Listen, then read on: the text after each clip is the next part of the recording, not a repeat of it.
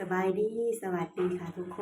นมื้อนี้ก็สิเงียบๆแหน่จักหน่อยเพราะว่าเด็กบ่อยู่เนาะเด็กไปโรงเรียนเนาะตื่นแต่เช้ามื้อนี้ไปส่งลูกชายไปโรงเรียนเนาะหลังจากที่ส่งลูกชายกลับมาแล้วนิ้งก็ได้มาเย็บผ้าซอยพ่อบ้านเนาะยังบ่ถึงเวลาที่นิ้งต้องออกไปเฮ็ดงานหั้นน่ะนิ้งก็เลยมาประกอบปกให้เพิ่นก่อนซ้ำได้ไปเฮ็ดงานก็คือสิแล้วอยู่ดอกเนาะปกนี่เนาะ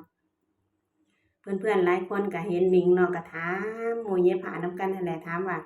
บ่ได้กลับมาเย็บผ้าแล้วบ่ช่วงนี้งานเข้าเนาะงานก็เข้ามาเรื่อยๆอยู่ค่ะทุกคนเนาะแต่ก็หนิงก็ยังเฮ็ดงานข้างนอกอยู่เพราะว่าตั้งแต่หนิงไปเฮ็ดงานข้างนอกมาก็ถือว่าลงโตอยู่เนาะเพราะว่าเฮ็ดงานมาหลายเดือนแล้วหั้นนะทุกคนก็เลยสิกลับมาเย็บผ้าก็จักจั่งใดหั้นนะเพราะว่างานข้างนอกมันก็พอเฮ็ดอยู่เนาะตั้งแต่ขึ้นมากรุงเทพหนิงก็หาก็ได้ ออกไปเฮ็ดงานข้างนอกครั้งแรกเนาะค่ะเนาะตั้งแต่เฮ็ด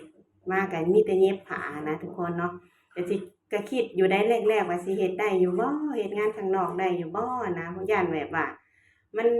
เราบ่เคยอะนะเนาะทุกคนแต่ว่าพอออกไปแล้วก็ถือว่าโอเคอยู่ผ่านอยู่เนาะทุกคนตอนนี้ก็ได้เวลาไปเฮ็ดงานแล้วก็เลยมาเตรียมเครื่องเตรียมของก่อนเนาะ เฮ็ดงานข้างนอกก็บ่ได้หนักดอกทุกคนงานสบายอยู่นี่งานม่วนเวลาเฮ็ดงานเนาะบ่เคยจักเทื่อเดะบ่เคยแบบว่าตื่นมาออกไปเฮ็ดงานหั้นนะทุกคนตอนนี้ก็ได้เวลาไปเฮ็ดงานแล้วพ่อบ้านเพิ่นก็สิไปส่งนิ้งนั่นแหละเนาะหลังจากที่พ่อบ้านเพิ่นไปส่งนิ้งแล้วเพิ่นก็สิกลับมาเย็บผ้าเตรียมส่งงานคือการออกไปแล้วค่ะทุกคน